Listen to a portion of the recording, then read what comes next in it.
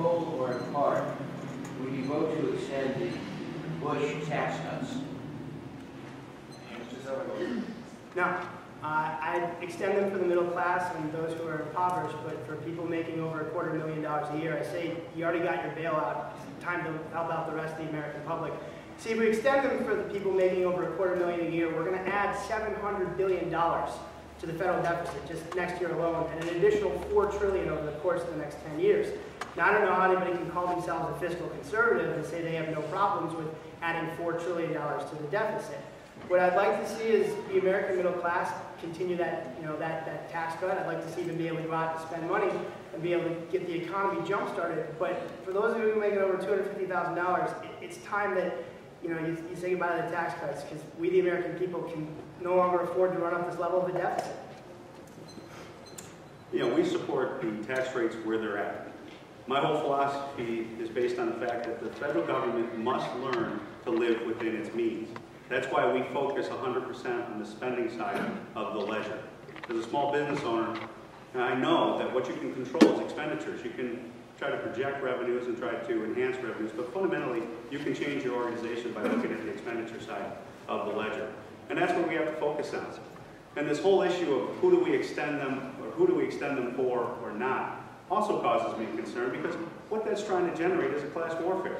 The bottom line is this: we tax extremely too high in America. I'm not talking about cutting taxes right now, because we have to limit the federal spending. It's something we need to get to as we go forward.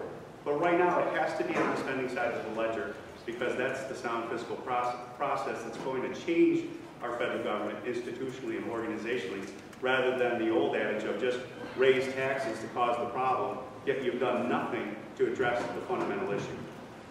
Look, Tom, you either care about the deficit or you don't. You said we need to live within our means, but what you're really saying is that the super wealthy have to sacrifice and the rest of us have to suffer. Our nation can't afford this. In 2000, when these tax cuts were first proposed, your own party said, well, it's going to pay for everything. It's going to create jobs. It's not going to lead to a deficit. And yet it did that. We're $13 trillion in debt because these tax cuts didn't create any jobs. They just allowed Wall Street to make $140 billion in profits last year, and we cannot afford this going forward. Joe Dyer. I'd like to talk about the Afghanistan war for a second. Do you agree with the administration's policy in Afghanistan? And how do we engage, control, and deal with Pakistan? I believe, and Matt and I think I share common agreement on this issue, fundamentally. Our mission in Afghanistan is not complete. I still look at Al-Qaeda and the Taliban as a direct threat to our national security, and that mission has not been accomplished.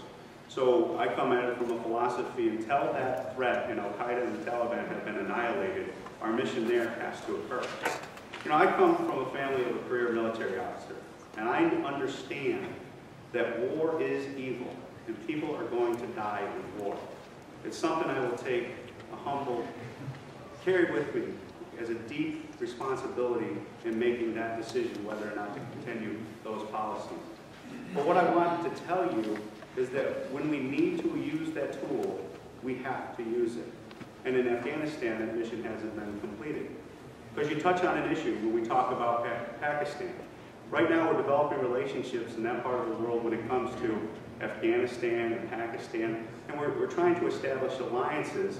And if we cut and run right now, the problem we're going to have long term is those allies that we're developing relationships with are not going to be there the next time this terroristic threat pops up, because that terroristic threat is going to pop up. And we want to make sure we have strong alliances that we can rely on to deploy the troops there, rather than fight the terroristic threat here.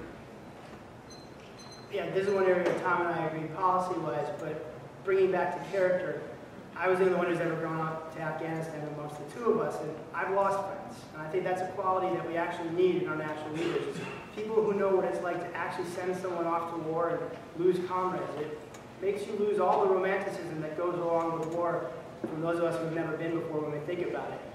Now, in terms of Afghanistan, I actually think that the real threat is a generation of Afghan children that grow up wanting to attack us. And the only way to stop that threat is by preventing them from becoming future members of the Taliban. How we do that is through literacy. When I was in Afghanistan, I made every single one of my soldiers hand out school supplies. We actually ended up over 250,000 pens and pencils, and the idea was send kids to school. So the Afghan government sends them for free, but if mom and dad can't afford a pen or a pencil, they purposely keep them home. So we were trying to fill that gap. If we leave Afghanistan now, and it falls apart, Pakistan, which does have nuclear weapons, is likely to go with it as well. There's a profound danger there. We have to recognize that our withdrawal, if it's going to be done, needs to be done in a very well-planned fashion. It needs to be done in a way that does not threaten the internal stability of all of the countries that surround Afghanistan. And we probably are going to have to realize that unless the Karzai government can adequately defend its people, there could be a Taliban-dominated government in Afghanistan. Both Tom and I agree that is something that's not acceptable. Our next question then is from Sean Carroll, and goes to Mr. Zeller. This one I have to credit my colleague Joe Dunning here because of a column that appeared 10 days ago with an interview with Amo Hope. And the former congressman spoke about the banking system when he said, if you really want to help the people who are producing the job, the small businessmen, make money available to them. This question goes to Mr. Zeller. How would you do that? How would I make money available to small businessmen? We have to recognize the reason why our economy isn't growing right now is not because of federal tax rates or because of spending. It's because the banks, who we gave $700 billion to, are currently sitting on around $4 to $5 trillion in assets, and they're not lending. We have a chicken and an egg problem. They're saying, well, we're not going to lend until the economy shows signs of growth, and yet the economy won't show signs of growth unless they can lend to small businesses to keep these businesses going. So what I'm proposing is a 5% tax on bank assets, on bank reserves. It would incentivize banks to actually start lending again. See, we handed them $700 billion and we put really no strings attached. And as a result, our economy is stagnated, they've gotten really wealthy, and as Dr. Coleman pointed out before, unemployment hovers at around 9.45%.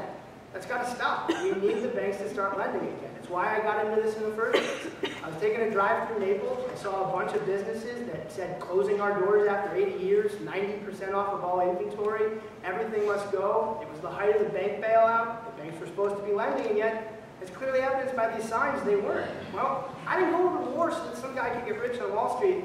I went to war for the fact that the guy who opened a business 80 years ago could pass that on to his family and actually achieve the American dream, which is work hard, live a decent life, and do well. You're absolutely right. I mean, Amo Houghton is a mentor of mine. He's a strong supporter of our campaign. We talk to Amo probably once every month or so, and he represented this district with honor and as a statesman, and he's a very sharp and wise man. And as a businessman, he's one of the best.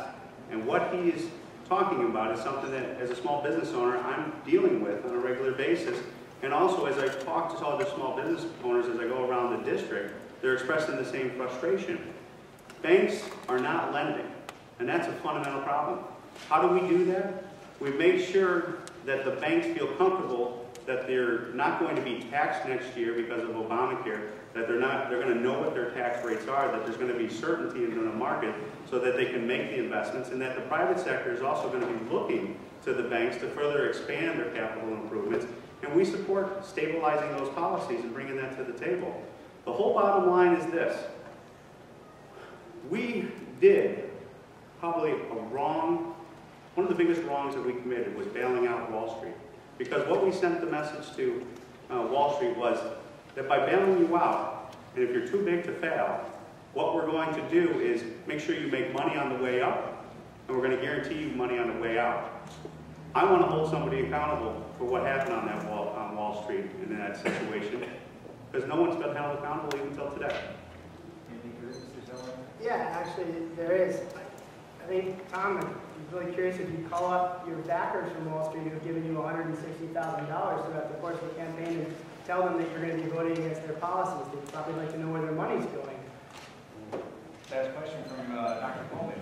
As a congressman, if there was a serious conflict between your conscience and the views of your constituents on a major piece of legislation, how do you vote? Conscience or constituents? Mr. Reed. Obviously, it's a job to represent, and we've always taken a position, and hopefully we've demonstrated to people as we travel around the district that we will represent their interests. We're going to listen to everybody. We're going to get the points of view that they have to offer, put ourselves in their shoes, and try to get the solutions and ideas put together that are best for this district. But fundamentally, we have to go with the people in the district and represent them. I want to say one thing. Matt keeps throwing out our campaign donations and what we've received from donors across the way. You know, that's not us. People have donated to our campaign because they believe in us. They believe in what we're doing and with other candidates across the nation, stamping forward to bring our nation back. And you know, Matt, if you're going to apply that logic, you've taken, what, $55,000 from labor unions? You have a position on card check where you're adamantly in support of card check, which is the #1 issue for labor unions. Obviously, if you're going to apply that logic to me, that logic has to be applied to you. And the problem is this. That's not me. That's not us. We're going to go down there to represent the people of this district because this is home. This is where my family lives. This is where I grew up. This is where I will die. And all I can tell you is you got my word that that's what we're going to do every day. We're not representing somebody who donated to our campaign.